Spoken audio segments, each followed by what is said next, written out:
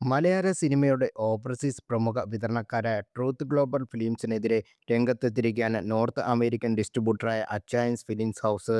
മമ്മൂട്ടി നായകനായ ബസൂക്ക എന്ന ചിത്രത്തിന്റെ നോർത്ത് അമേരിക്കൻ വിതരണാവകാശം ട്രൂത്ത് ഗ്ലോബൽ ഫിലിംസിൽ നിന്ന് തങ്ങൾ വാങ്ങിയെന്നും, എന്നാൽ റിലീസിന് ശേഷം തങ്ങൾക്ക് സംഭവിച്ച വലിയ നഷ്ടം വരും ദിവസ ചിത്രങ്ങളോടെ പരിഹരിക്കാമെന്ന വാഗ്ദാനം ഇതുവരെ പാലിക്കപ്പെട്ടില്ലെന്നും അച്ചയൻസ് ഫിലിംസ് ഹൗസ് ആരോപിക്കുന്നു.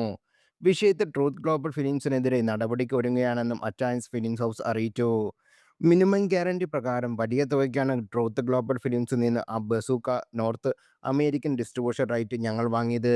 ചിത്രത്തിന്റെ ബോക്സ് ഓഫീസ് പ്രകടനം മോശമാവുന്ന പക്ഷം തങ്ങൾക്ക് വരാനിരിക്കുന്ന ചിത്രമായ കളങ്കാവന്റെ വിതരണാവകാശത്തിന്റെ ഡീലിൽ നഷ്ടം നികത്താമെന്ന കരാറിൽ ഒപ്പുവെച്ചിരുന്നു.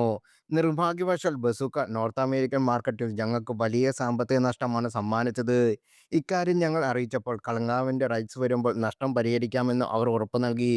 എന്നാൽ കളങ്കാവിൻ്റെ റിലീസായ സമയത്ത് ചിത്രത്തിൻ്റെ റൈറ്റ്സ് തങ്ങൾക്ക് അല്ലെന്നാണ് ട്രൂത്ത് ഗ്ലോബൽ അറിയിച്ചത്.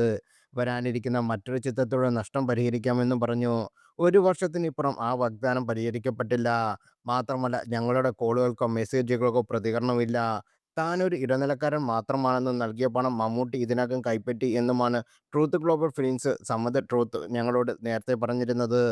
നഷ്ടം സംഭവിച്ചാൽ പരസ്പര കൊടുക്കൽവാങ്ങലിലൂടെ പരിഹരിക്കുന്നതാണ് സിനിമാ മേഖലയുടെ നടപ്പ് രീതി. അതൊന്നും ഇവിടെ ഉണ്ടായില്ല. അതിനാൽ ട്രൂത്ത് ഗ്ലോബൽ ഫിലിംസുമായി ഇനിയൊരു കരാറിൽ ഏർപ്പെടാനുള്ള വിശ്വാസം ഞങ്ങൾക്ക് നഷ്ടപ്പെട്ടിരിക്കുകയാണ്. കാര്യങ്ങൾ സുതാര്യക്കും ഇൻഡസ്ട്രിയുടെ ശ്രദ്ധയിലേക്ക് വിഷയം എത്തിക്കാനും വേണ്ടിയാണ് ഈ പ്രസ്താവന. ട്രൂത്ത് ഗ്ലോബൽ ഫിലിംസിനെതിരെ തങ്ങൾ നിയമ നടപടിക്ക് ഒരുങ്ങുകയാണെന്നും, വിദേശമുള്ള പാർട്ട്നേഴ്സ് കൂടി എത്തിയ ശേഷം വിഷയത്തിൽ വാർത്താസമ്മേളനം വിളിച്ച് കാര്യങ്ങൾ വിശദമാക്കുമെന്ന് നിർമ്മാതാക്കളിൽ ഒരാളായ ബിജു അറിയിച്ചു.